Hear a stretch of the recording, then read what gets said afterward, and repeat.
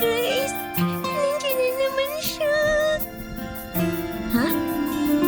Sino siya? Yung babaeng nakatayo sa dulo ng hallway. Wala siyang mukha.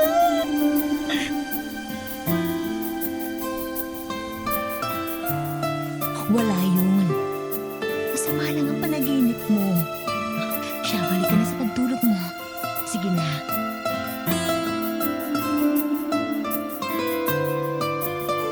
Clara? Gising ka ba? Clara! Ay! Ano yun? Grace, okay ka lang ba? May narinig ako pero wala namang tao.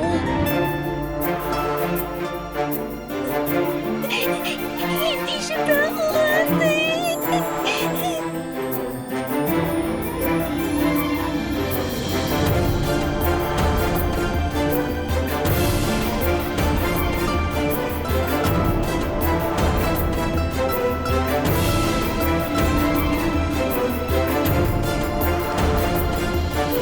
Alas 11:30 ng gabi ng linggo. Ang oras at araw na simulan ko ang sulat na ito. Dear Aswang Diaries and Madam Venus, maraming salamat sa channel niyo. Kasi kung wala ito, hindi ko alam kung hanggang kailan ko ba itatago ang nararamdaman ko. Hindi ko nga alam kung tama bang sumulat ako dito. Kaya sana kung pinakikinggan niyo to, huwag niyo sana akong husgahan. Nakakatawa man, pero isa lang din ako sa mga taong sumugal. Umibig na hindi ko alam kung worth it ba kasi wala. Iniwan niya rin ako sa huli.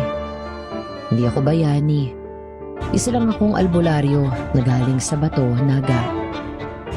Sanay magpagaling ng mga taong hindi na gumagaling sa kahit anong nirereseta ng mga ospital.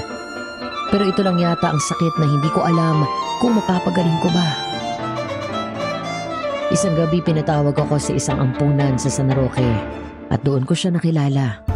Si Clara, ang dalagang aswang na bumihag sa puso ko.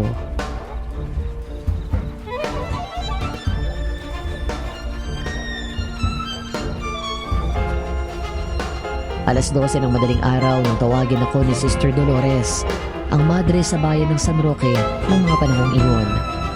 Ang sabi niya may isang bata raw sa bahay ampunan ng may sakit, kaya pinuntahan ko na.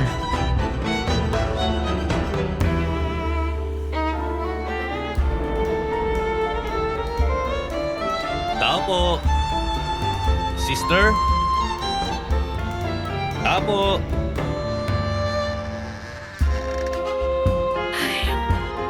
Salamat naman at dumating ka, Jeric. Pasensya ka na. Medyo alanganing oras. Okay lang po, sister. Kung batang may kailangan ng tulong, kahit 10 oras pa yan. Si Maya kasi, hindi ko maipaliwanag.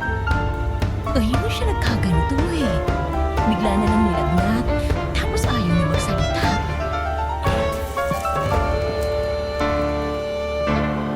May umaaligid po ba sa kanya nitong mga nakaraang araw? Malamig ba rito sa kwarto? Hindi naman. Kaya nga nagtataka ako eh. Sa tagal ni Maya rito sa ampunan, hindi ko pa siya nakitang ganun. Ayaw kumain, ayaw kaming kausapin. Pag tinatanong mo kung anong nararamdaman niya, tititigan ka lang. Wala na rin tumatalab na kahit anong gamot sa kanya. Mukha ngang malala ang kalagayan niya, sister. Pwede ko ba siyang makita? Oo. Ipahatid kita ngayon. Pero Jeric, bago ka pumunta kay Maya, may isang bagay kasi ako napansin. Ano po yan?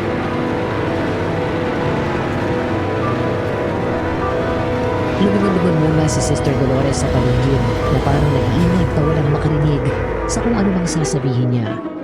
Nakita kong may ilang butil ng pawis na tumutulo sa mukha niya. Kaya hindi ko na rin maiwasang isipin kung ano bang sasabihin niya.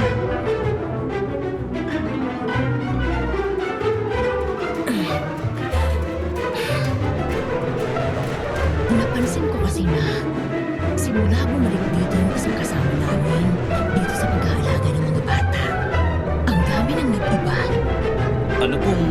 ibig niyong sabihin? Madalas siyang iwasan ng mga bata. Hindi ko nga rin alam kung bakit. Mabait naman si Clara. Mahinhin, tahimik. Siya yung nag-aalaga ngayon kay Maya.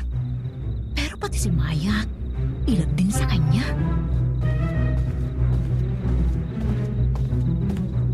Magandang gabi po, sister. Kayo po ba yung albularyo na tinawagan ni Grace?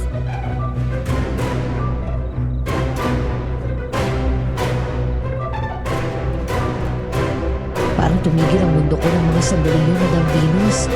Alam mo yung pakiramdam na parang nag-slow motion ang lahat? Kaya nginitian ko siya. Tipid din naman siyang umiti sa akin. Siya siguro yung Clara na tinutukoy ni Sister Dolores.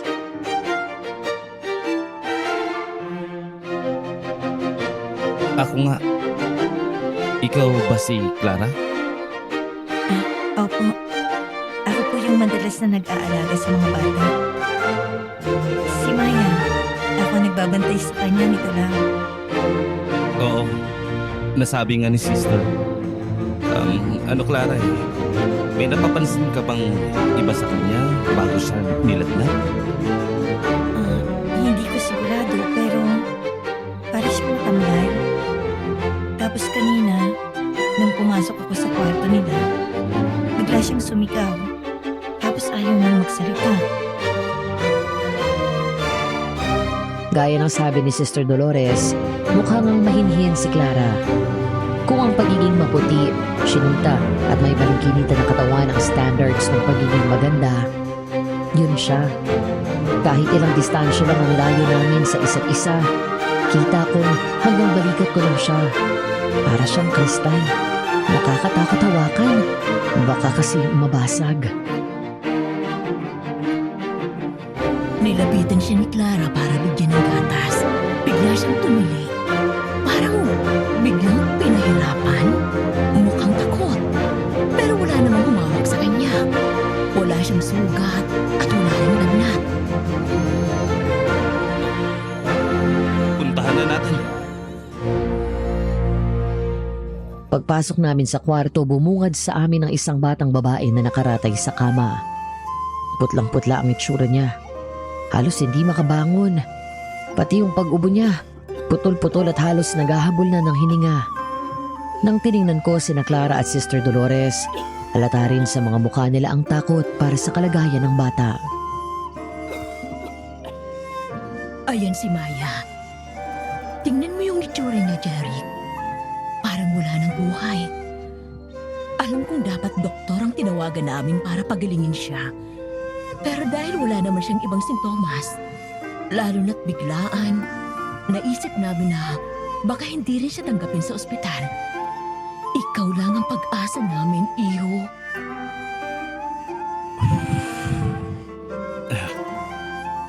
Huwag kayong mag-alala, sister. Titingnan ko siya. Pwede ko ba munang hiramin tong kwarto? Sige po, Kuya Jerry. Ikaw na pong bahala kay Maya. Paborito ko po siya. Hanggang sa sumarado ang pintuan, tulala lang ako. Para kasing may kung ano sa nasabi niya. Parang malungkot. Parang hindi lang nag-aalala. Parang may takot din at gustong humingi ng tawad. Magmula nung gabing yun, napansin kong palagi na akong naghahanap ng dahilan para dumalaw sa ampunan. Minsan para i-check si Maya, pero madalas para lang makita siya.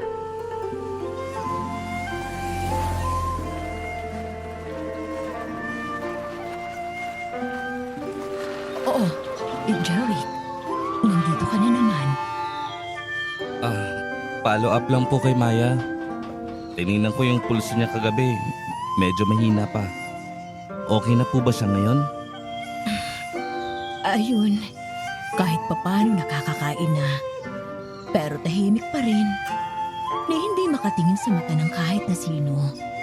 Mula nung unang gabi na ginamot mo siya, sinusubukan namin kausapin para maramdaman niyang hindi siya nag-iisa. Kaso wala eh. Hindi pa rin kami iniimik. Mahirap nga po yan. Pero ang mahalaga, nakakakain na siya. Salitan kami ni na Grace at Clara. Minsan sinusubukan naming magdala ng kaibigan niya sa kwarto niya. Baka sakali lang. Naglakad kami papasok sa bahay ampunan. Pagbukas pa lang ng pinto, sumalubong na agad sa amin ang kwentuhan at tawanan ng mga bata. Doon nakita rin namin si Maya na nasa malayo ang tingin. Parang naiingayan. Hindi niya pinapansin yung mga batang sumubok lumapit sa kanya para makipag-usap. Nasaan nga po pala si Clara? Nandun sa kusina. Nagtutupi ng kumot. Laging abala yun. Nasisipagan nga ako eh. Kasi minsan, kahit hindi niya trabaho, inaangkin niya. Napamahal na ako sa batang yun. Dahil mabait at magalang. Napapadali nga yung trabaho namin dito nung nakabalik siya. Pero, ay, ewan. Parang lagi akong nilalamig kapag kasama siya. Anong klaseng lamig po ba? Paano ko ba ito ipapaliwanag? Basta kapag nandyan siya, parang nilalamig yung bato ko. Para akong tinatayuan ng balahibo. Baka naman po, sumasakto lang sa malamig na hangin. Hindi ko alam, Jeric. Pero kung ano man to, ay, sige na. Puntahan mo na lang siya sa kusina.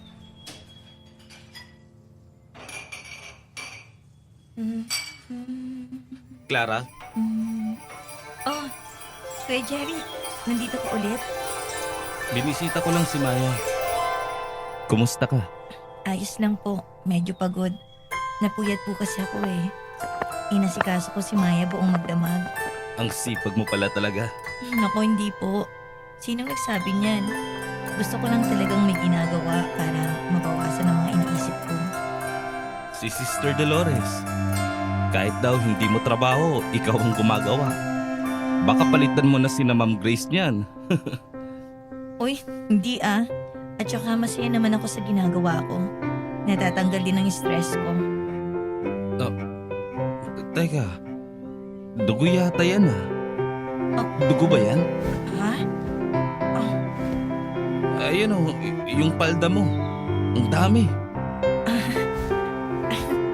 Shucks, may regla na yata ako. Nakakaya naman.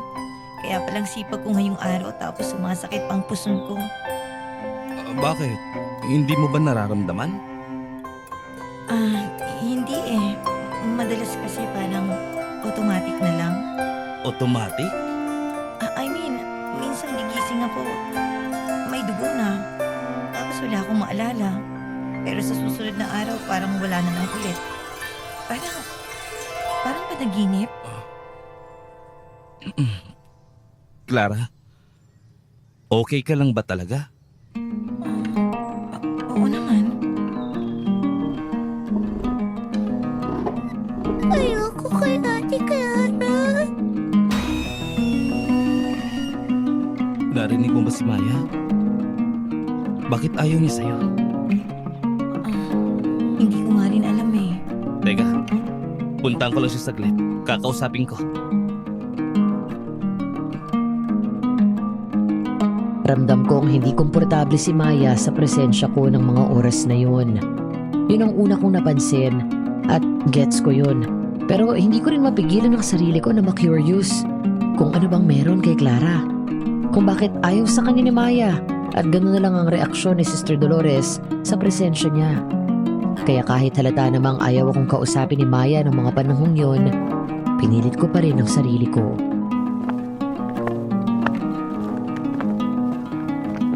Hi Maya, alam kong nakita mo na ako noong nakaraang gabi. Pati na rin kahapon. Pero magpapakilala pa rin ako sa'yo. Ako nga pala si Kuya Jeric mo. Albularyo ako na nagpapagaling ng mga batang katulad mo na may sakit.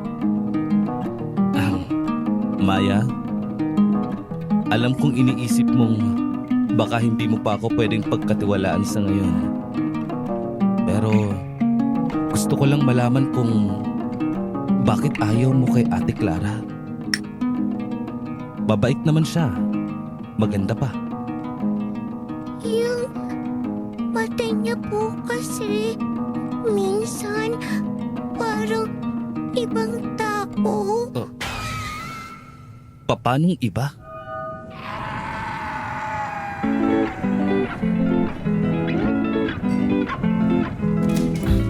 Pasensya na. Naguguluhan lang siya.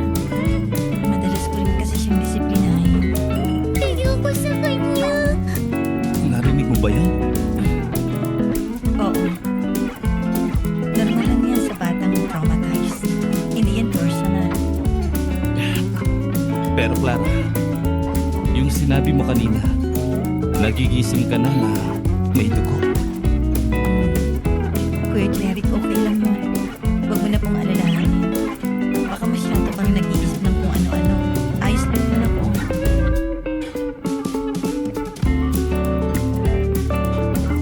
Hindi ko na siya pinilit, Madam Venus. Pero sa loob ko, may kumirot. Hindi lang dahil sa sinabi ni Maya, kundi dahil ramdam ko kung hindi lahat ng ngumingiti sa harap mo ay buo sa loob.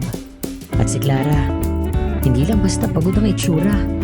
Parang ang lalim ng pinagdadaanan niya. Isang gabi inabutan ako ng malakas na ulan. Pauwi na sana ako. Sinabihan ako ni Sister Dolores na sa ampunan na lang muna ako magpalipas. Baha na raw. Wala akong ibang dala kundi jacket at thermos. Akala ko magiging simpleng gabi lang. Yung tipong pagtila ng ulan uuwi na agad. Pero doon ako nagkamali. Madam Venus, yun pala ang unang gabi na may matutuklasan akong bago sa tingin ko sa kanya. Ayos lang po ba talaga na dito muna ako matulog? Oo naman. Hindi rin kakayanin ng konsensya ko kung uuwi ka pa kung ganito kalakas ang ulan. Baka mapano ka pa sa daan. At saka, pasasalamat ko na rin dahil tinututukan mo talagang kalagayan ni Maya. Hindi pa rin ako makapaniwala na ngayon nakakapagsalita na siya. Maski ako rin po, sister. Pero hindi lang naman po dahil yun sa akin. Tinutulungan din po ni Maya ang sarili niya. Kaso lang nag-aalala ako. Ayaw niya daw magpabantay kay Clara. Kanina nung ako nagpakain sa kanya, takot na takot siya. Sabi niya natatakot daw siya sa mata ni Clara. Hindi ko nga rin makalimutan yung sister eh. Nung nagsalita siya nung isang araw, yun agad ang sinabi niya. Nung tinanong ko, ang sabi, kakaiba raw kung tumingin si Clara. Parang hindi raw siya yun. Anong sagot ni Clara? Baka raw na-trauma lang si Maya. Kasi dinidisiplina raw sila minsan. Hindi ko na alam, Jerry. Mabait si Clara. Pero minsan, hindi sapat ang kabaitan kung hindi komportable ang mga bata sa presensya mo. Ayoko rin baliwalain ang nararamdaman nila. Kaya kakausapin ko si Grace pagbalik niya. Siya muna magbabantay kay Maya. Kakausapin niyo rin po ba si Clara? Susubukan ko. Kahit ano, basta makabuti sa bahay ang punan gagawin ko.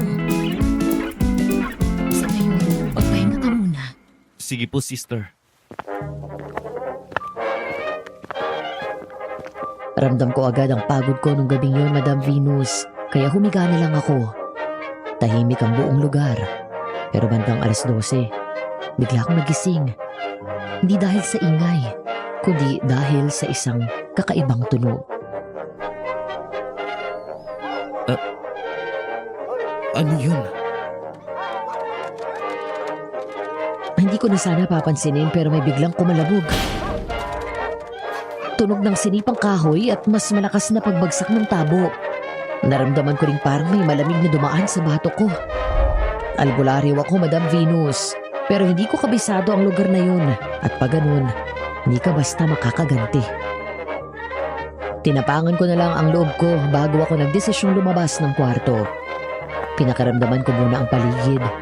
Ang tunog, nanggagaling sa may storage room, malapit sa kwarto ng mga batang babae. Sister Dolores? Clara? Maya? Kayo ba yan? Alam kong niloloko ko lang ang sarili ko. Kasi bawat hakbang ko parang mas lumalamig ang paligid. Tapos nang sumilip ako sa bukas na pinto, para akong nawala ng kaluluwa. Isang anino ang nakita ko. Mahaba ang buhok niya. Nakatayo pero hindi naglalakad at nakalutang pa sa ere. Nakayuko sa isang bata. At sa harapan ko, unti-unting nangihina ang katawan ng bata. Parang may hinihigop mula sa kanya.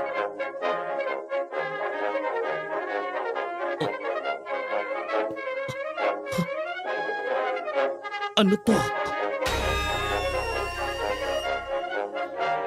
Bigla itong napalingon at tiningnan ako. Pero hindi ko makita ang mukha niya dahil natatakpan ng buhok. Parang hindi tao. At sa isang iglap, naglaho. Doon ko lang napansin ang batang babae. Pigil ang paghinga. Malamig ang katawan. Akala ko doon na matatapos ang gulat ko sa mga kababalaghang nangyayari nung gabing yun. May mas malala pa pala. Dahil may nakita akong babaeng nakaluhod sa tabi niya. Umiiyak, nanginginig at may dugo sa labi. Clara? Mabilis akong lumapit at lumuhod sa tabi niya. Clara, anong ginagawa mo rito? Anong nangyari sa bata? Kuya Jer, hindi ko po maalala. Parang nanaginip lang ako tapos pagdilat ko, nandito na ako. May dugo ka sa labi mo. Hindi ko naman alam. Tinignan ko ang bata. Humihinga, pero mahina na. Wala na rin itong malay. Kailangan nating gisingin si Sister Dolores. Clara, tulungan mo ako. Parang may dumamping malamig na hangin sa bato ko ng mga oras na yun. Tipong may dumaan. Mabilis kong nilingon para makita ko kung sino. At doon, may nakita akong anino. Clara? Litong-lito ako. Madam Venus. Dahil nasa harap ko pa rin siya nakayuko, nanginginig. Habang yun nasa hallway, may hawak na ilaw. Walang imik. Diretsong nakatitig sa akin at Walang mukha. Clara, dalhin na natin tong bata kay Sister Dolores. pero wala pa rin siyang imik. Ni hindi ko alam kung naririnig pa ba niya ako. Kaya nawalan ako ng choice kundi buhatin ang bata at iwanan si Clara sa pwesto niya. Dala ko si Liza pababa. Ang bata tulog pa rin, nanlalamig. Sa bawat hakbang, pakiramdam ko mas bumibigat ang katawan niya.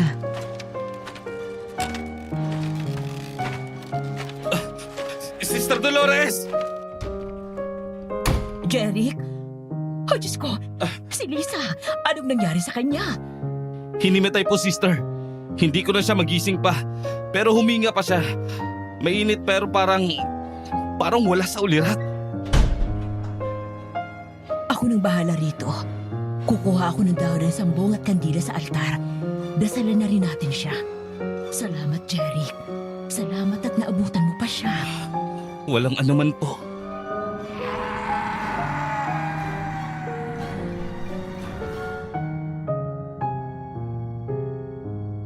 Hinintay ko siyang makabalik sa kwarto at doon tinulungan ko siyang lagyan ng malamig na pamuna si Liza. Mahina ang hininga ng bata. Wala sa sarili. Pero may buhay pa. Maaagapan pa. Doon ko na rin siya nilagyan ng langis. At sa loob-loob ko, pinagdasal ko na sana makabawi pa siya.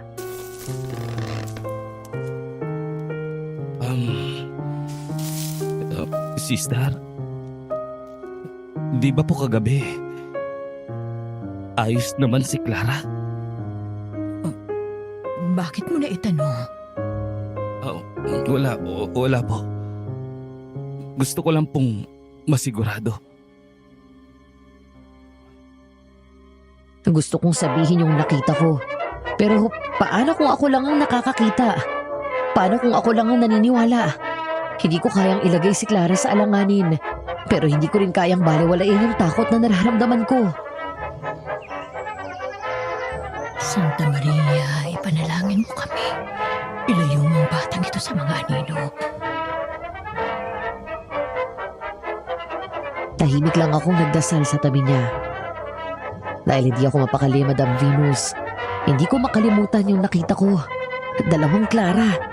Isang walang mukha at isang umiiyak na Clara sa harapan ko.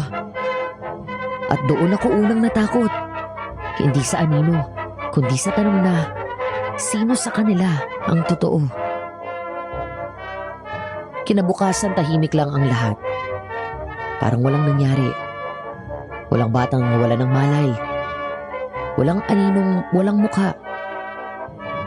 Walang Clarang may dugo sa labi. Pero ako, hindi ako matahimik. Hindi ko masabi kay Sister Dolores dahil ayoko magpanik siya. Pero gusto kong malaman kung totoo ba yung nakita ko o hindi. Kaya hinintay ko hanggang matapos ang lahat sa agahan.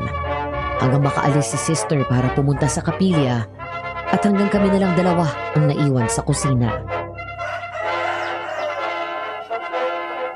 Clara, kailangan nating mag-usap. Tungkol saan po? Yung kagabi, may naaalala ka ba? Wala po. Sinabi ko na po kagabi, parang nanaginip lang ako. Minsan hindi ko na alam kung ako pa rin ba to.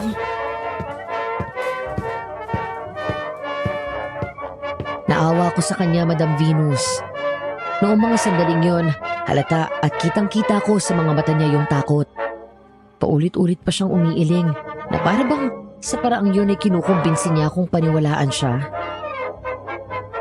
Sa totoo lang, hindi ko na nga masundan ang gusto kong sabihin. Hindi ko na rin kasi alam kung anong panaginip sa totoo. At natatakot ako. Hindi sa nangyari kagabi o sa sinasabi ngayon ni Clara, kundi sa nararamdaman ko.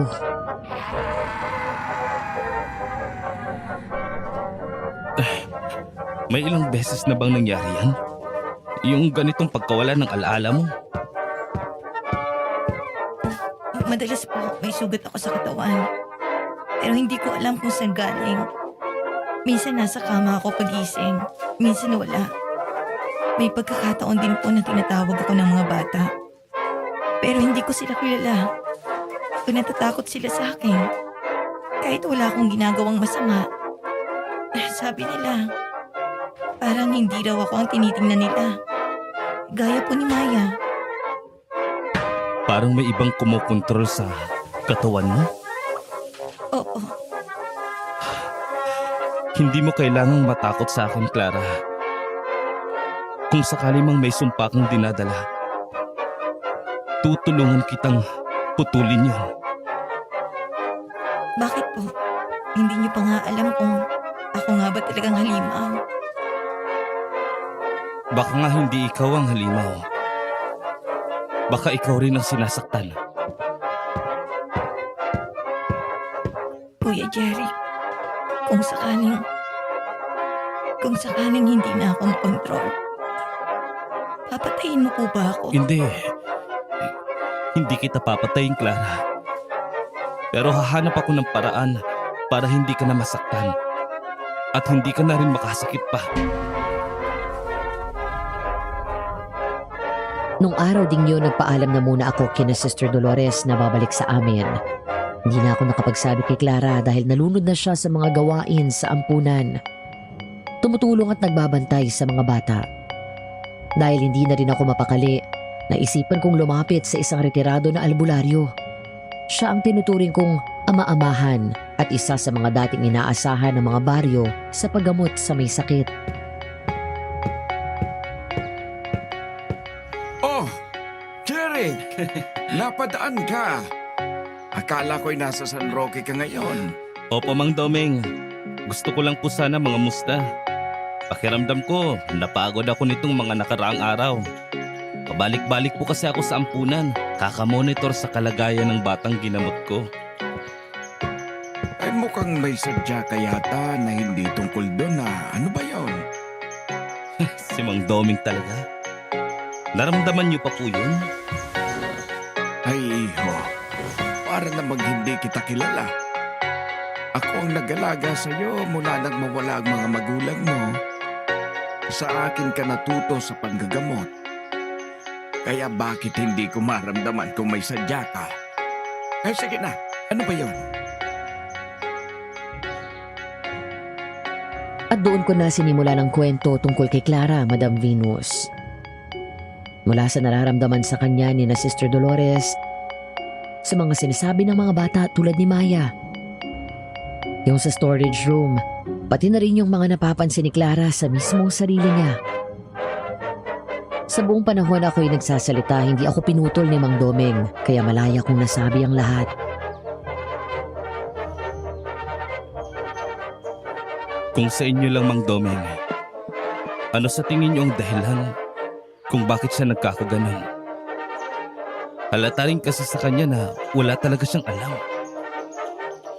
Pinangakuan ko pa na hahanap ako ng paraan para sa nararamdaman niya. Pero ang totoo, hindi ko talaga alam kung paano. Sigbinan. Yan ang tawag namin doon. Sigbin? Akala ko po, mga alaga lang ng mangkukulam yon. Iba ang alaga sa kayang maganyong tao at gumaya ng wangis ng iba, Jeric. Sumisiksik sa mga butas ng kaluluwa. Lalo sa mga bata, sa mga iniwan, sa mga hindi piniling mahalin. Anong ginagawa nila? Hindi sila basta pumapatay. Inaangkin nila yung kaluluwa ng isang tao. Hindi laman ang kinukuha, kundi enerhiya at alaala. Parang sinisip-sip ang loob hanggang wala nang natitirang ikaw. Unti-unti ka nilang uubusin hanggang sa mamatay ka. Si Clara.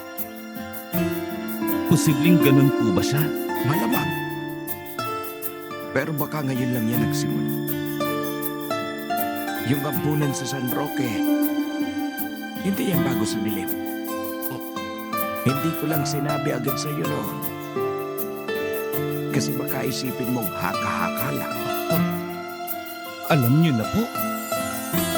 Noong kabataan ko, ako mismo ang ipinadala sa San Roque.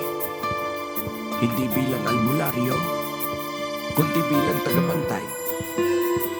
May batang babaeng dating tinirahan ng ampunan na yun. Tahimik, mabait. Pero tuwing alas 3 ng madaling araw umiiyak. Hindi dahil sa sakit, kundi dahil sa mga tinig na kinakausap siya. Ano pong nangyari sa bata? Isang umaga wala na siya. Wala rin bakas ng sakit ang pagalis. Ang iwan lang, isang sarang laro. At ang kalaspas na naman, nadamatay sa mundo. Si Clara. Hindi siya. Pero pareho-pareho ang mga pinagandaan. At pareho ang buhay. Kaya nung sinabi mo may ganitong bata ulit, alam ko na agad. Hindi ba kayo nagsumbong noon? Sino naman ang maniniwala sa katulad kong albularyo? Sinabi nilang trauma lang daw. Imahinasyon ng bata. Baka daw may depresyon. Pero ako, nakita ko na at ayokong mangyari ulit. Ilang buwan akong hindi makatulog. Kahit wala akong kasalanan, para akong pinako sa konsensya. Kasi baka kung naniwala agad ako sa sinabi niya, baka ngayon buhay pa siya. Posible po bang hindi siya yung pinuno? O baka ginagamit lang siya? Kung umiiyak habang may dugo sa gilid ng labi, baka. Pero kung totoo yun, mas mahirap. Dahil kung putulin mo ang tali sa nilalang, baka pati siya mawala. May paraan pa po ba? Baka. Pero tanungin mo muna sa sarili mo, Jerry. Handa ka bang harapin ang totoo kahit pa masira ang imahe ng tao yun? Opo. Kung ganon, huwag kang magsimula sa tanong kung anong nilalang ang nasa kanya. Simulan mo sa tanong na, bakit siya? Anong meron sa kanya na nagustuhan ng dilim?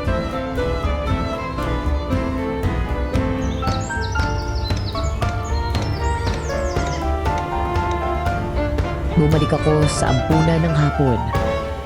Hindi na para tingnan ang kalagayan ni Maya, kundi may iba pa. Oh, Jerry, naparito ka. Wala rito sina Clara. Wala rin sina Sister Dolores at ang mga bata. Nasa simbahan. May kailangan ka ba? Magandang hapon po, Aling Ditas. Opo. Kailangan ko po kasing kunin yung naiwan kong termos. Nung isang araw pa po. Siya nga po pala. Kumusta na po pala si Lisa? Hindi pa okay ang bata, Jerry. Pero salamat sa iyo. Kasi nandun ka nung gabing yon para maagapan siya agad. Hindi na natulog si Sister Dolores hanggang mag-umaga. Kaya sinamahan ko na rin siyang magnovena. Oo nga po. Pinagpahingan na rin niya ako nung bumalik na yung kulay ni Lisa. Susubukan ko na lang po siyang tingnan ulit bago ako umuwi sa amin. Sige, iyo. Maraming salamat. Nasa kwarto niya lang naman siya. Magkasama sila ni Maya. Hindi kasi sila pinayagan ni Sister Dolores na lumabas at baka magkasakit ulit. Eto nga't dadalan ko sila ng pagkain. Ako na lang po ang magdadala sa kanila. Total, aakyat din naman po ako sa taas para kunin yung thermos ko. Sigurado ka ba, iyo?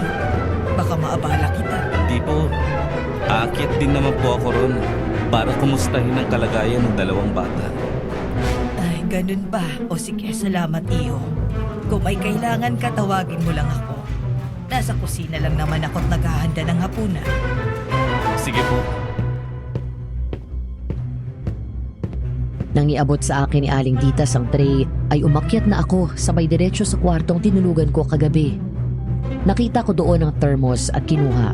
At saka ko pumunta sa tinutulugan nila Maya at Liza. Liza? Maya? Nandun ang dalawang bata sa magkahiwalay na kama. Si Maya, tulala sa kisame. May kung anong binubulong-bulong sa ere. Habang si Liza naman, lupay-pay pa rin ang katawan. Hindi ko alam kung paano ko sila kakausapin. At paniguradong hindi rin naman nila ako gustuhin makausap. Kaya nilapag ko na lang ang pagkain nila sa lamesa malapit sa mga kama nila.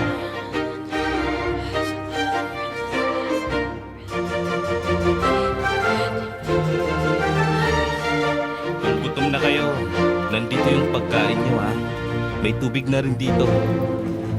Luto ni Aling Ditas. Panigurado magugustuhan niyo kasi masarap. Aalis na muna si Kuya Jeric ha. Oo nga pala. Kung may kailangan kayo, sabihin niyo lang. Bumuntong hininga ako. Ganon kabigat sa pakiramdam nung pumasok ako sa kwartong yun, Madam Venus. Para bang may negative energy na sumasakop sa katawan ko kahit wala ka namang ginagawa. At dahil doon para akong hirap huminga. Naisipan kong bago ako bumalik sa bato, iiwanan ko muna ng halamang gamot ang mga bata. Nang maalala ko ang sadya ko, napalingon ako sa isang bahagi ng hallway na yun na iniiwasang pasukin ni na Sister Dolores at ng mga bata. Ang isang lumang kwarto malapit din sa storage room.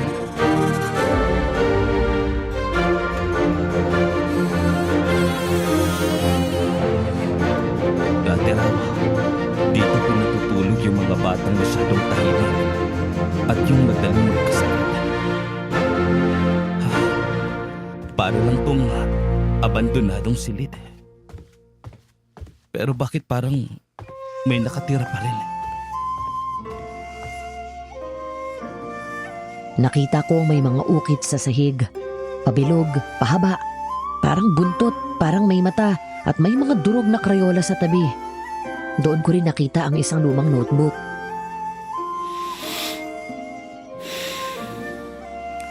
Journal? Kanino to? Di na mabasa ang karamihan, pero sa isang pahina, isang pangalan. Sinulat ng paulit-ulit gamit ang krayon. Clara? Hindi ako yan. Sino nagsulat nito? Kay Clara ba to? Bakit paulit-ulit ang nakasulat? Tiningnan ko sa likod ng notebook yung isang guhit ng batang babae. Mapuro lang kulay, may dugo sa labi. At sa ilalim ng drawing may nakasulat na, paano kung ako na siya?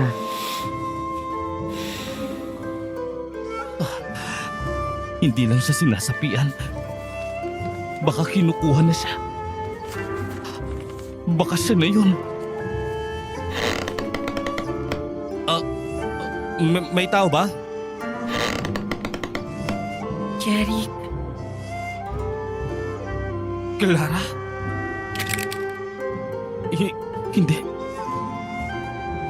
Hindi pwedeng siya to. Hindi pwede. Sa kaba ko, mabilis akong bumalik sa naging kwarto ko. Pinilit kong hindi umiyak, Madam Venus. Kasi sa unang pagkakataon, natakot akong hindi ko siya mailigtas. Hindi ko na alam kung si Clara pa ba ang kausap ko tuwing umaga. Pero ang mas masakit, hindi ko na rin alam kung kaya ko pa bang lumayo sa kanya. Gabi na nang makabalik sila Sister Dolores. Yung plano kong aalis agad pagkatapos kong maghanap ng kung anong makatutulong kay Clara ay naputol dahil sa naranasan ko. Hanggang ngayon kapag naaalala ko, Madam Venus, hindi ko mapigilang hindi tayuan ang balahibo at manlamig ang batok. Pero nung paalis na ako, nadaanan ko si Sister Dolores sa labas ng kwarto nila Liza. Alalang-alala ang boses niya habang may kausap sa telepono.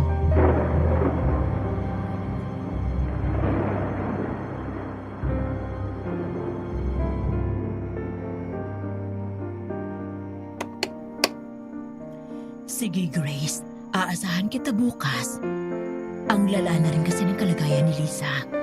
Hindi ko siya madadala sa ospital sa ganitong panahon dahil parang uulan na naman. Magandang gabi po, sister. Jeric, Diyos ko. Salamat at nandito ka pa pala. Binalikan ko lang po yung thermos ko. Pero pauwi na po ako. Ganun ba? Bakit po, sister? May problema po ba? May ipapakiusap sana ako, Jeric. Kahit dagdagan ko na lang ang bayad sa'yo, ayos lang. Basta maging maayos na ang kalagayan ng bata. Bakit po? May nangyari po ba kay Lisa? Oo eh. Baka pwede ka makatulog ulit dito ngayong gabi. Hindi bumababa ang lagnat ni Lisa. At ayokong ipasok siya sa ospital hanggat hindi kinakailangan.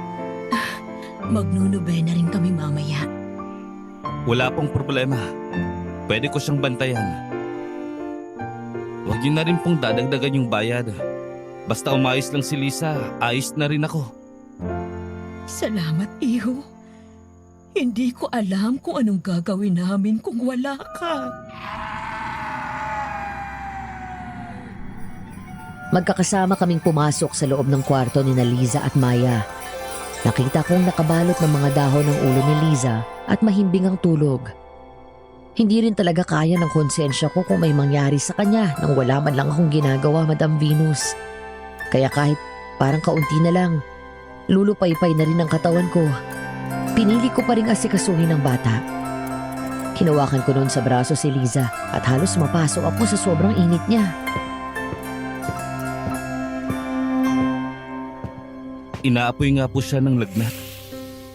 Pwede po ba akong humingi ng malamig na tubig at pamunas bago ko siya lagyan ng langis? Kumuha na si Clara. Sige po. Sister, eto na po yung palanggana. Tulungan mo na lang muna rito si Jeric, Iha. Maglulubay na kami sa baba ni Naditas. Sige po. Nang makaalis si Sister Dolores, hindi na ako gumalaw sa pwesto ko. Parang may kung ano sa akin na nagpipigil na sulyapan siya. Narinig ko rin ang paglapag niya ng planggana sa tabi ko. Kinuha ko ang pamunas at piniga-piga bago ihaplos kay Liza na umingos pa. Kuya Jerry, ako na pong magpupunas kay Lisa. Sigurado ka ba, Clara? Gusto ko pong makatulong. Pwede tayong sabay. Mas okay yun, di ba? Opo. Hindi na ako nakatanggi. Sa totoo lang, gusto ko ring makita kung okay pa ba talaga siya. O kung siya pa ba talaga ang nasa katawan niya ngayon. Tahimik lang namin pinupunasan ang iba't ibang bahagi ng katawan ni Liza. Nagpapakiramdaman kung sino ba ang unang magsasalita. Hanggang sa huli, hindi ko pa rin napigilan ang sarili kong kausapin siya. Clara, Kuya, hindi ka na umiiyak. marami na pong umiyak para sa akin. Hindi ko na po kayang dagdagan pa. Anong ibig mong sabihin? Wala akong pinatay, Kuya. Pero ako ang nagdadala sa kanila. Clara, May 3 nilalang na matagal nang nakatali sa akin. Mas malakas sila. Mas matanda. Ako ang ginagamit nila. Ako ang ginagawang pain. Oh. Ako ang tulay. Clara, teka, anong ibig mong sabihin na ikaw ang nagdadala? Noong 6 na taon pa lang ako, may babaeng dinala sa ampunan. Wala siyang pangalan. Wala rin siyang kinakausap. Pero palagi siyang nasa dilim. Parang anino. Isang gabi, pinatulog niya ako sa kwarto namin. Mag-isa lang ako. Akala ko laruan lang ang dala niya. Kasi may pusa siya. Kulay abo. Dinala niya ito sa kama ko. Natuwa pa ako noon kasi gustong-gusto ko ng alagang hayop. Pero nagulat ako nang bigla niyang sinakal ang pusa. Tapos, Hindi siya nagsalita. Tinignan niya lang ako habang pinipiga niya yung leg ng pusa. Parang pinapakita niya kung anong pwedeng mangyari. Tapos bumulong siya. Sabi niya, ikaw ang susunod. Kung hindi ka susunod, wala akong maintindihan. Pero simula noon, gabi-gabi na akong gumigising. Hindi na ako nakakatulog. Wala rin naniwala sa akin. Akala nila, trauma lang daw. Hanggang isang gabi, may nawala. Kalaro ko. Si Ina. Mabait siya. Gusto niya ako. si Ina. Oo. Wala na siyang kaluluwa nung makita siya sa labas ng ampunan. Buhay pero wala na. Tulala lang. Hindi na ulit nagsalita. Parang hindi na siya si Ina. At ako yung huling nakasama niya bago siya mawala. Doon nagsimula ang lahat.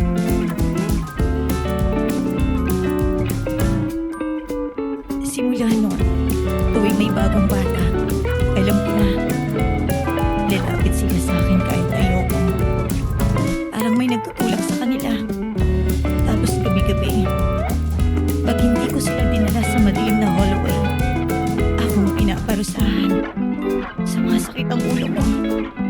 nawawalan ako ng malay.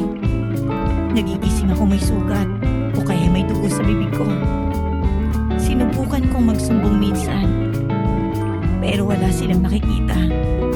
Sabi lang nila, baka nakagat ko lang ang dila ko habang natutulog. Wala akong boses, walang naniniwala. Kaya natuto akong manahimik. Manahimik habang nagpapadala. Ilang taon na nangyayari to sa'yo, Clara. Simula 7 taon na ako hanggang ngayon. 7 taon na akong tulay. 7 taon na akong hindi buo. Gabi-gabi kong pinipilit alalahanin kung sino ba talaga ako. Pero gabi-gabi rin akong kinakalawang. Gabi-gabi akong nawawala sa sarili kong katawan. Kuya Jerry, natatakot na ako. Baka wala nang matira sa akin. Natatakot akong isang araw hindi na ako magising bilang ako. Kasi sa totoo lang, minsan, ayoko nang magising. Clara, Pero nang dumating ka, parang may bumalik. Yung awa mo, yung paningin mong hindi natatakot, hindi nagtutuda. Na para bang ako pa rin si Clara. Gusto kong maniwala. Gusto kong lumaban. Pero paano kung yung mismong katawan ko, hindi na talaga ako? Clara. Alam mo, buong buhay ko, sanay ako sa mga kwento ng halimaw. Sanay akong manggamot. Sanay akong makakita ng sugat ng kakaibang nilalang. Pero, ngayon lang ako natakot ng ganito. Sa akin? Hindi. Sa sarili ko. Sa kung gaano ko gustong paniwalaan ka. Sa kung gaano kasakit makita kang ganyan. Na parang wala kang kakampi. Na kahit ikaw, hindi mo na alam kung kaya mo pa. Tapos heto ako. Tinuturing mong tagapagtanggol. Pero pakiramdam ko, kulang pa rin. Hindi ka kulang, Kuya Jerry. Pero gusto kong maging sapat. Gusto kong maging sapat para sa'yo, Clara. Hindi ko alam kung kailan nagsimula pero araw-araw kitang pinagmamasdan. Kung paano ka kumikilos sa mga bata. Kung paano ka tumatawa kahit halatang pagod ka na. Kung paano ka biglang natatahimik kapag sumasapit na naman ang gabi. Tapos ngayon ko lang naintindihan. Clara, mahal na kita. Kahit hindi kita lubos na maintindihan, kahit may dilim sa paligid mo, kahit delikado. Clara, mahal kita. Kuya Jerry, Wala na akong pakialam kung pinili ka nila o kung ikinulong ka nila sa katawan mo. Ang mahalaga, Clara, ikaw pa rin yung nakikita ko. Ikaw pa rin yung pinipili kong paniwalaan. At kung kailangan kong pumasok sa dilim para hilahin ka paalis, gagawin ko. Kahit anong mangyari.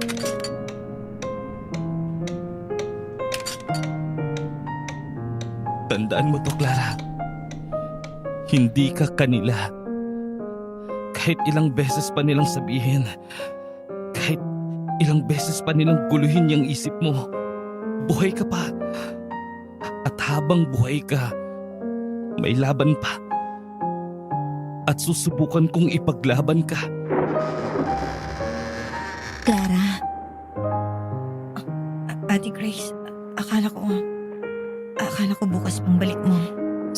ako sa nobela nila Sister Dolores. Kanina pa ako nakikinig. At gusto kong marinig pa. Pasensya na. Pasensya na po. Hindi ako galit. Gusto ko lang maintindihan. Bakit inaako mong lahat? Matagal na ako may nararamdaman. Kahit yung sinabi ni Maya nung gabing yun, pilit kong binabaliwala dahil ayokong maniwala. Anong ibig mong sabihin? Nung gabing yun, nung nagising si Maya at nagsimula yung sakit niya, nakita kita sa hallway. Pero dininay ko sa sarili ko na ikaw yun. Kahit pa kinabukasan, inapoy ako ng lagnat, kaya kinailangan kong bumalik sa amin.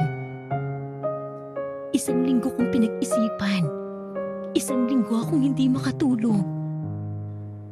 Kapag naaalala ko yung mga sinusumbong ng mga bata, kung bakit ayaw nila sa'yo magpaalaga at gusto nila sa akin, hindi ko iniintindi yun. Kaya nung gabing yun, nabuksan ang mata ko sa lahat. Pero bakit? Bakit mo ginagawa sa sarili mo to? Dahil wala namang naniniwala sa akin dati. Lahat sila, iniwan akong mag-isa.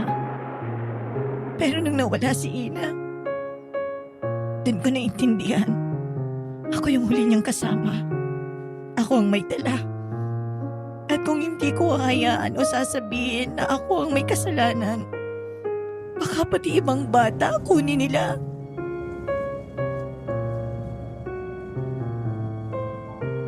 May isa pang pumasok sa kwarto. At yun ay ang pari ng bayan ng San Roque na si Father Arman. Sa mga puntong yon, naaalala ko kung ano yung itsura ni Clara na daig pa ang pinagbagsakan ng langit at lupa. Hindi siya makatingin sa mata ni Grace na nagsisimula na ring umiyak ng mga oras na yun. Kaya ka nagsinungaling para maisalba mo sila? Sa tingin mo ba nakabuti yun, Clara? Hindi niya ginusto yun, Ma'am Grace. Kasi hindi nila pinipiling kunin ako, Ate Grace. Pero sila, yung mga bata, pag hindi ko binigay, pinaparusahan nila ako. Oo. Pero mas masahol sa parusa yung makita silang nawawala. Nawala na sa sarili. Nabuhay pa. Pero wala nang laman. Hanggang kailan mo balak panindigan yan? Hanggang hindi ko na kaya. Hanggang ako na lang ang matira. At kung wala nang matirang ako, mas okay na rin. Matapos lang to, Father. Dahil sa totoo lang, pagod na ako. Pagod na ako. Gusto ko nang makawala sa ganitong sitwasyon. Hindi ko napigilan ang sarili kong makisali noon, Madam Venus. Tumayo ako. Kahit may ibang tao na nanonood sa amin, kahit hindi sigurado kung anong pwedeng mangyari pagkatapos, hinila ko pa rin siya para yakapin. Naramdaman ko ang pagyugyug ng balikat niya at saka ko siya kinausap. Huwag mong sabihin yan. Huwag mong sabihin okay lang na mamatay ka. Huwag mong sabihin ikaw na lang dapat masaktan. Ilang beses mo na yung nilabanan, Clara, kahit mag-isa ka. Pero hindi mangyayari yun. Dahil nandito na ako. Poprotektahan kita. Tandaan mo na ang sakripisyo na kabaligtaran ng katotohanan ay hindi ka banalan, Clara. Hindi ka iniligtas para maging tulay sa dilim. Hindi mo kasalanan, Clara. Oo, naloko kami. Muntik mapaniwala dahil nakita ka namin sa mga oras na yun na ganun. Pero hindi namin inalam ang totoo dahil naunahan kami ng takot. Pero hindi mo kasalanan. Wala kang kasalanan. Biktima ka lang din. Pero ako ang ginamit nila. Ako ang muling nakasama ng mga nawawala. Ako ang nakakaalam ng oras ng lakas nila. Kaya kung hindi ako, sino? Hindi ikaw ang pumili. Pero kaya mong pumili ngayon. Kung ganun, dapat simulan mo nang ipagdasal si Clara. Hindi lang para makalaya siya, kundi sa paninindigan mong hindi mo siya iiwanan. Hindi ka nila maluloko kung hawak mong totoo at kung may kasama ka ng lumaban, Clara. Salamat. Sa gabing yun, Madam Venus, hindi pa rin namin alam kung anong mangyayari kinabukasan. Pero isa lang ang malinaw para sa akin, na hindi lang si Clara ang may dalang sumpa. Dahil ako rin, may dalang pangako. Inaya ko si Clara na sa kwarto ko na magpahinga nung gabing yun, Madam Venus. Gusto ko kasing kapag tinangka ulit siyang kunin, nasa tabi niya ako at may magagawa ako para pigilan yun. Masyado siguro akong ambisyoso at kampante para sabihin ang mga bagay na yun. Pero yun ang paniniwala ko ng mga panahong yun, na kaya kong protektahan si Clara gaya ng ipinangako ko sa kanya.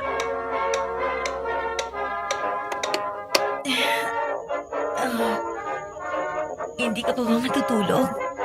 Hindi pa ako inaantok. Gusto ko munang panoorin ka. Ang tagal na rin ng panahon. Simula nang huli akong may makakasamang matulog. At masaya akong ikaw ang kasama ko, Kuya Jerry. Ako rin. Ang alin po? Yung may makasamang matulog? Hindi. Yung pakiramdam ng masaya. Dahil ikaw ang kasama kong matutulog. Hindi pa rin nga ako makapaniwala hanggang ngayon na may nagmamahal pa pala sa akin. Gaya ng nararamdaman mo para sa akin. Bakit? Imposible ba? Opo. Nakakatawa man. Pero minsan ko na rin pinangarap na maikasal sa simbahan. Pinangarap ko na kung hindi man ako magkakaanak ng pangsarili, pwede kami mag-ampun ng anak ng mapapangasawa ko dito sa ampunan. Maraming mababait na bata dito. Kahit pa, takot sila sa akin. Pasensya na kung ngayon lang ako dumating sa buhay mo. Hindi mo dapat pinagdaanan lahat ng to. Okay lang yun, Kuya Jerry. Naging matatag naman ako. Mahirap man, pero natutunan ko na meron at merong mga tao sa paligid natin ang tatalikuran tayo. Lalo na yung mga taong matagal na nating nakasama at pinagkatiwalaan. Pero hindi dapat ganun. Wala na po tayong magagawa dun eh. Huwag kang mag-alala. Kasi ako, hindi kita tatalikuran kahit anong mangyari. Kahit anong mangyari. Oo, kahit anong mangyari. Salamat, Kuya Jerry. Ako rin. Kahit hindi ko alam kung paano magsisimula ng buhay na makakasama kita, pangako, hindi rin kita iiwanan. Parang ang sarap niyang mahalin. Yun lang ang nasa isip ko ng mga oras na yun, Madam Venus. Saglit lang yung usapan na yun, na hindi na nga nabigyan ng oras para pag-ipunan ko muna ng lakas ng pag-amin ko ng nararamdaman ko para sa kanya. Pero ang gaan pa rin. Para sa akin at para sa kanya. Pero yung akala naming magiging maayos na ang lahat, dun pala mas lalala. Tulog na tayo? Opo. Good night, Kuya Jerry. Huwag nang kuya. Jeric na lang. Good night, Clara. Hindi ko alam kung anong nagtulak sa akin para gawin yon. Pero hinalikan ko siya sa noo. May tunog at magaan. At saka kami nagpahinga.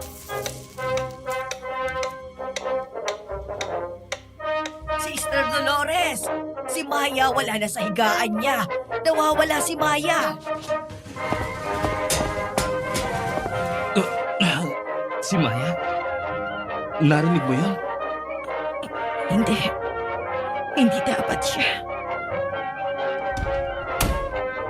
Ate Jeric, Clara, wala si Maya. Wala sa kwarto. Nawawala ang bata. Hindi dapat siya. Hindi dapat siya. Anong ibig mong sabihin, Clara? Tumanggi akong sundin sila ngayong gabi. Ayoko nang may mawala ulit. Pero alam ko na kailangan pa rin nila ng isa. Si Maya ba ang kinuha nila? Ako dapat. Akong gusto nilang gamitin. Pero hindi ako sumunod. Kaya siyang kinuha. Siyang pinili nila. Oh, Diyos ko po. Nangyayari na nga. Father, anong gagawin natin ngayon? Bigla kaming napatayo. Parang lahat ng sinabi kanina, lahat ng pangakong binitawan, natumba ulit sa isang sigaw. Mabilis naming tinuo ang baba ng ampunan at sa bawat lakad, ramdam kong mas tumitindi ang takot ni Clara. Saan siya pwedeng dalhin? Clara, alam mo ba kung saan nila dinadala ang mga bata? Sa likod. Sa may puno. Sa dulo ng bakod. May lumat sirang gate doon. Doon nila dinadala lahat ng biktima nila. May bakas sa lupa. Dito sa likod. Parang may hinilang bata. Jeric, bilisan natin! Jerry, kunin mo yung holy water sa bag ko. Grace, kumuha ka ng flashlight sa mesa. Clara, Huwag niyo akong iwan. Isama niyo ako. Ako ang gusto nilang tapusin. Pero hindi ko sila hayaang magtagumpay. Hindi na. Clara, delikado to. Paano kung... Mas delikado kung mag-isa siya. Kung akong dahilan kung bakit siya kinuha, ako rin ang dapat magbalik sa kanya. Okay, pero isang hakbang lang ng sabay-sabay. Walang lalayo, walang maiiwan. pagsabayin ng dasal at paniniwala. Mas malakas tayo kapag sabay-sabay. Pangako ko sa iyo, Clara. Bubuksan natin ang pinto. Pero hindi natin sila papapasukin. Sa gabing yun, Madam Venus, walang oras para mag-isip. Para kaming humahakbang sa dilim na may patalim at patibong sa bawat gilid. Pero sa unang pagkakataon, hindi na lang kami takot. Lumalaban na kami. At ang kalaban namin, hindi na lang aswang, kundi yung paniniwalang wala na kaming magagawa.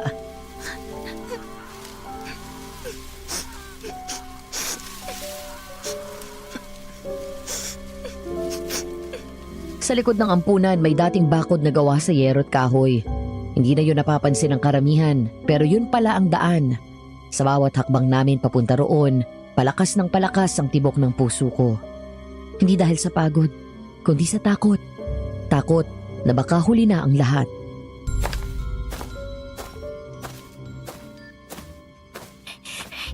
Clara, dito ba? Dito ba talaga nila dinadala? Opo, dito. Sa likod ng punong yon. Laging dito. Ano man ang makita natin, huwag tayong magpapanik. Jeric, hawakan mo tong crucifix. Baka kailanganin natin. May gumalaw doon. Maya? Maya, nasan ka? Maya! Maya! Diyos ko, nasa ilalim siya. Huwag niyo siyang gagalawin. Baka hawak pa nila siya. Hindi na siya gumagalaw. Teka lang. Maya! Kung naririnig mo ako, pumikit ka lang. Huwag kang bibitiw. Sa ngalan ng Ama, ng Anak, at ng Espiritu Santo. Nilalabanan ka namin, anino ng dilim. Walang bata ang makukuha ngayong gabi. Maya, oh, Diyos ko. Maya.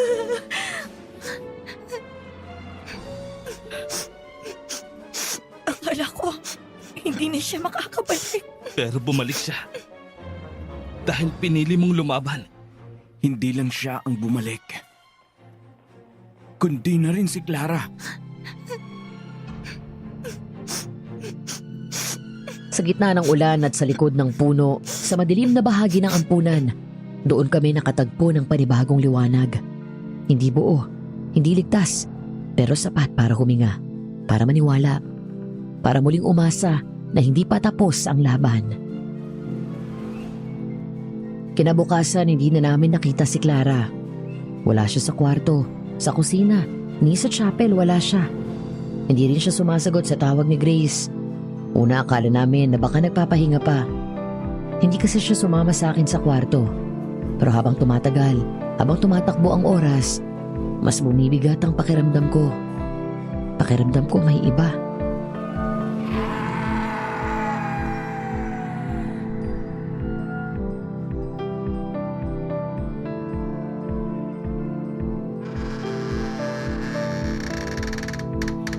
Wala yung bag niya. Pero naiwan niya tong rosaryo. Hindi aalis si Clara nang hindi nagpapaalam. Alam kong may nangyari. Ay, Diyos ko. Sana hindi siya hinila ulit. May gumising sa akin kagabi. Hindi tunog, hindi tao. Parang panaginip na malapit sa bangungot. Hanapin na natin. Huwag na nating hintayin pang malaman na may masamang nangyari sa kanya. Habang naghahanap kami, napansin ko ang isang batang nakaupo sa ilalim ng puno. Yakap-yakap ang tuhod, nanginginig. Si Maya. Hindi siya umiiyak pero basang-basa ang mata.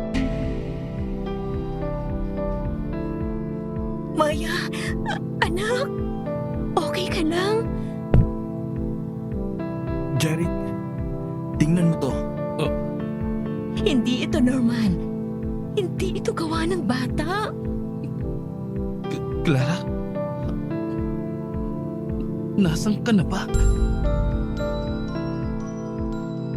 Nakalabas na rin kami ng bahay ampunan nang makita namin ang isang matandang palaboy.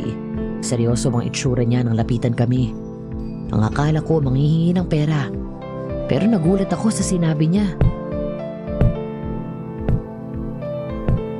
Hindi yan gutom, hindi rin lagnat. Parang may sumisipsip sa kaluluwa. Tatangis ko. Hindi ko siya nakikita. Pero naamoy ko ang iniwan niyang anino. Yung Clara na yan, hindi siya dinala. Siya ang kusang lumapit. Paanong lumapit? May halimaw na marunong magpaawa. Hindi laging may pagil. Minsan dalangin, minsan lungkot. Pag nilapitan mo, hihigupin ka niya, pero may liwanag sa katawan ng dalaga. Parang bitin na dasal. Tatang, nakita ba ninyo kung saan siya dinala? Hindi ko nakita. Pero amoy ko ang takot. Galing sa silangan. Sa likod ng kampanaryo. Diyan dumadaan ang di matahimik. Parang may gustong sabihin si Maya. Maya, huwag kang matakot. Hindi ka nag-iisa. Hindi sila nagsalita pero tumingin siya sa akin. At doon ko nakita ang isang kwintas na hawak niya. Kay Clara yun. Basag na ang pendant. May bakas ng abo. Galing kay Clara yan. Isa lang ang ibig sabihin niyan. Isinama siya. At may iniwan siyang bakas. Gusto niyang mahanap natin siya. Hindi ako sigurado kung takot o lungkot ang nangibabaw sa dibdib ko. Pero sigurado kung hindi ako pwedeng tumigil. O pwede rin nababaliw na ako. Kailangan ko siyang sundan. Seryoso ka ba, Jaric? Pero baka hindi ka na makabalik. Basta't hawak mo ang totoo. Hindi ka tuluyang makakain. Pero wag mong hayaang ikaw ang mahalin ng dilim. Kung tutuloy ka, dapat hindi lang puso ang dala mo. Dapat pananampalataya rin. Kung ito na ang huli, pipiliin ko pa rin yakapin siya. Sa gabing yon, pinili ko ang isang bagay na akala ko hindi ko magagawa. Hindi na ako albularyo ng mga panahong yun, Madam Venus, kundi isang tao na handang pumasok sa kadiliman, bitbit ng isang pangakong hindi ko nabigkas noon. Babalikan kita, Clara. Ano man ang itsura mo pagbalik, pipiliin pa rin kita. Jeric, teka muna. Wala nang daan dito. Bangin na yan ah. Hindi siya basta nawala. Grace, alam kong nandito siya. Pakiramdam ko, malapit na tayo. Ang lakas ng enerhiya dito, parang binubuksan ng pagitan. Oh, Diyos ko. Rosario to ni Clara. Jeric, tama ka. Nandito nga siya. Huwag mong hayaang yakapin ka rin ang dilim, iyo. Pag siyang nawawala, Tatang, mas okay nang ako ang mawala. Baka hindi mo na siya makita gaya ng naalala mo. Baka ikaw rin, hindi mo na maalala ang sarili mo. Okay lang. Basta maalala niya ako. Jeric, Clara? Clara, nasan ka? Hanggang sa nakita ko siya, si Clara. Nakatayo sa gitna ng mga punong walang dahon. Lumulutang ang buhok niya. Maliwanag ang paligid. Pero bakas ang pagod sa katawan niya. Ang luha sa pisngi. Hindi siya tumakbo nang makita kami. Hindi rin siya nagtatago. Parang hinihintay niya ako. bakit mo ako sinundan? Dapat hindi ka na pumunta. Paano hindi ako pupunta? Iniwan mo ako. Iniwan mo ako, Clara. Dinala ko sila. Hindi mo ako naiintindihan. Ako ang tulay. Ako ang daan nila. Hindi mo kailangang maging daan nila, Clara. Hindi mo kailangang akuin ng lahat ng kasalanan. Hindi mo nakita, Jeric. Hindi mo nakita kung paano nila ako gamitin gabi-gabi. Kung paano nila ako pilitin. Pasukin at sakupin. Para akong inuubos. Pero nakita ko yung Clara na hindi sumuko. Yung Clara na pilit pa rin nag-aalaga. Na umiiyak sa sulok pero pinipilit tumayo. Yung Clara na minahal ko. Ano ka ba? Bakit mo to ginagawa? Dahil hindi ko kayang panoorin na inuubos ka. Inuubos ka nila. Clara, kahit anong itsura mo ngayon, kahit anong binubulong nila sa'yo, ikaw pa rin yung pipiliin ko. Bagang liwanag mo nila mo ng kanino. Wala ka nang babalikan. Pakinggan mo sila, Jeric. Kahit ikaw, hindi mo ako kayang hilahin pabalik. Baka pati ikaw, lamunin nila. Kung kailangan kong mawala sa liwanag para lang hilahin ka palabas, gagawin ko, Clara. Umuwi ka na. Hawakan mo tong kamay ko. Hindi pa huli ang lahat. Hindi ko na kaya. Patawarin mo ako. Hindi. Hindi mo kasalanan. Ikaw nga ang dahilan kung bakit ako natutong magmahal. Sa kabila ng takot. Clara, kung ito na ang huli, pipiliin ko pa rin yakapin ka. Hindi ko alam kung pinili niya akong marinig o kung pinili ng dilim na hayaang magsalita kami bago siya kunin. Pero sa huling pagkakataon, lumapit siya at niyakap ko siya. Yung yakap na parang puputok ang dibdib ko sa dami ng hindi masabi. Ang init ng katawan niya, ang lamig ng paligid.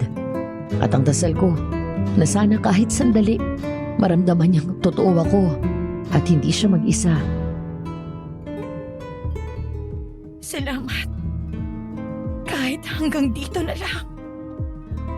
Anong nangyari? Si Clara. Nasaan na siya?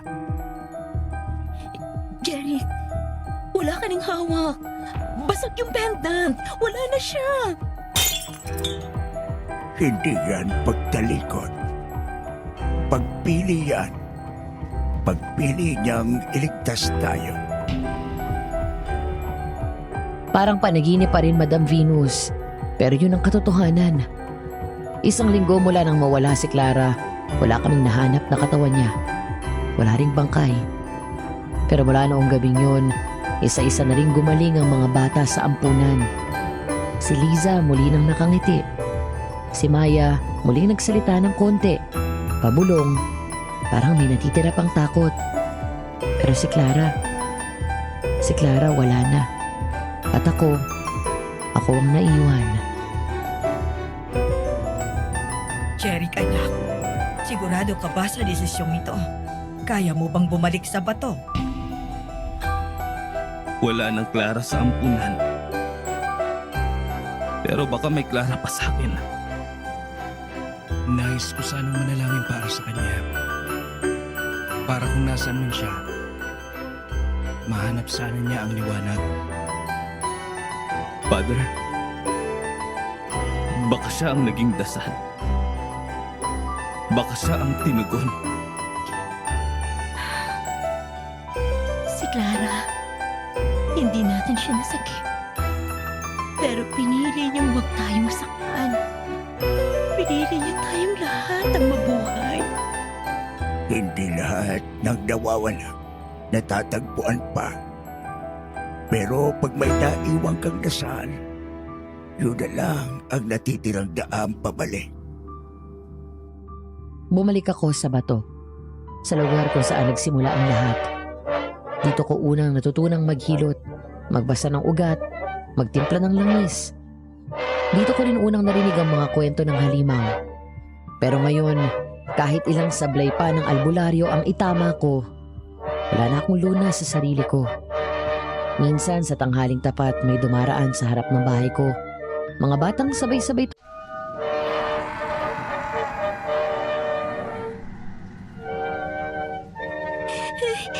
Ate Grace, nandiyan na naman siya. Ha? Sino siya? Yung babaeng nakatayo sa dulo ng hallway. Wala siyang mukha.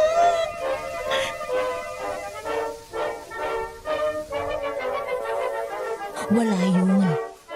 Masama lang ang panaginip mo. Siya, balik ka na sa pagtulog mo. Sige na.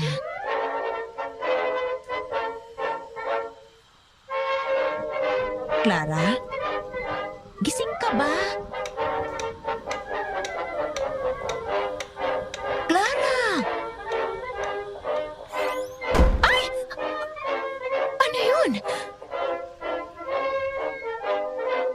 Grace, okay ka lang ba? May narinig ako pero wala namang tao. Hindi siya tao, ate.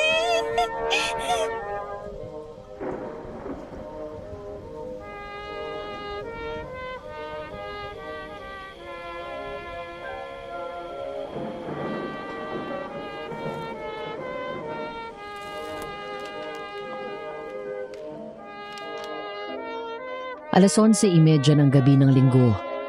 Ang oras at araw nang simulan ko ang sulat na ito. Dear Aswang Diaries and Madam Venus, maraming salamat sa channel niyo. Kasi kung wala ito, hindi ko alam kung hanggang kailan ko ba itatago ang nararamdaman ko. Ni hindi ko nga alam kung tama bang sumulat ako dito. Kaya sana kung pinakikinggan niyo to, huwag niyo sana akong husgahan. Nakakatawa man, pero isa lang din ako sa mga taong sumugal.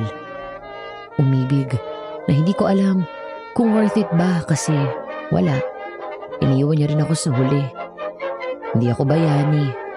Isa lang akong albularyo na galing sa bato, Naga.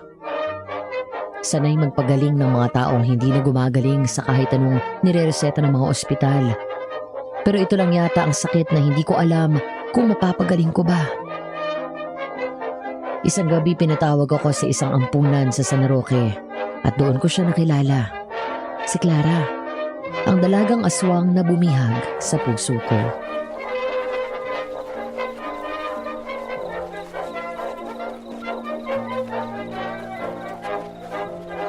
Alas 12 ng madaling araw nang tawagin ako ni Sister Dolores, ang madre sa bayan ng San Roque ng mga panahong iyon. Ang sabi niya may isang bata raw sa bahay ampunan ng may sakit, kaya pinuntahan ko na.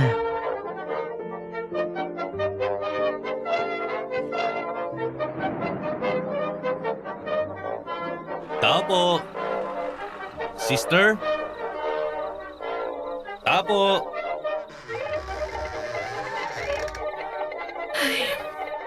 Salamat naman at dumating ka, Jeric. Pasensya ka na. Medyo alanganing oras. Okay lang po, sister. Kung batang may kailangan ng tulong, kahit 10 oras pa yan. Si Maya kasi, hindi ko maipaliwanag. Ngayon lang siya nagkaganito eh. Bigla na lang nilagnat, tapos ayaw na magsalita.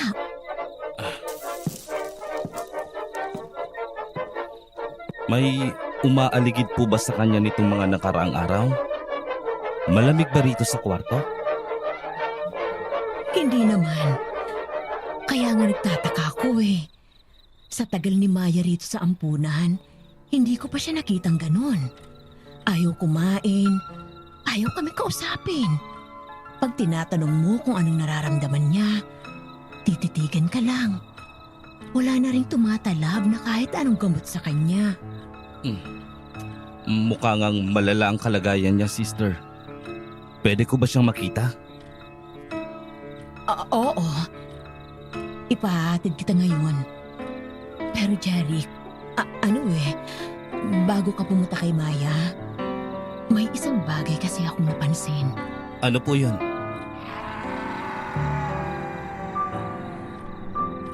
Lumingon-lingon muna si Sister Dolores sa paligid na parang nag-iingat na walang makarinig sa kung ano mang sasabihin niya. Nakita kong may ilang butil ng pawis na tumutulo sa mukha niya, kaya hindi ko na rin maiwasang isipin kung ano bang sasabihin niya.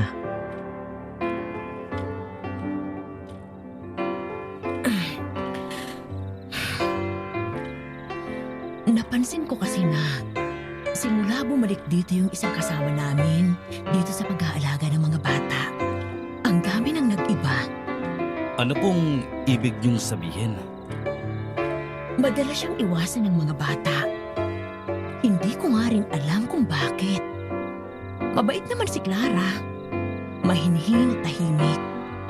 Siya yung nag-aalaga ngayon kay Maya. Pero pati si Maya, ilag din sa kanya.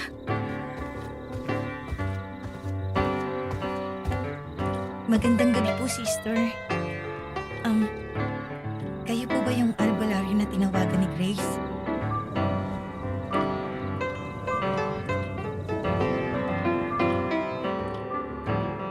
Parang tumigil ang mundo ko ng mga sandaling yun, Madam Venus. Alam mo yung pakiramdam na parang nag-slow motion ang lahat? Kaya nginitian ko siya. Tipid din naman siyang umiti sa akin. Siya siguro yung Clara na tinutukoy ni Sister Dolores.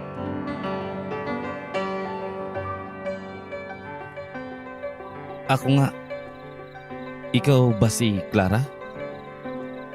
Opo. Ako po yung madalas na nag-aalaga sa mga bata.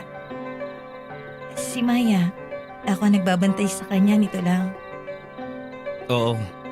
Nasabi nga ni sister. Clara may napapansin ka bang iba sa kanya bago siya nilagnat? Hindi ko sigurado pero para siyang matamlay. Tapos kanina, nung pumasok ako sa kwarto nila, bigla siyang sumigaw. Tapos ayaw nang magsalita.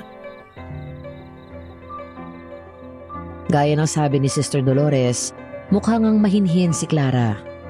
Kung ang pagiging maputi, sinita at may balingkinita na katawan ang standards ng pagiging maganda, yun siya. Kahit ilang distansya lang ang layo namin sa isa't isa, kita kong hanggang balikat ko lang siya. Para siyang kristal. Nakakatakot hawakan. Baka kasi mabasag. Nilapitan siya ni Clara para bigyan ng gatas. Bigla siyang tumili. Parang biglang pinahirapan. Mukhang takot. Pero wala namang humawak sa kanya. Wala siyang sugat at wala ring lagnat. Puntahan na natin.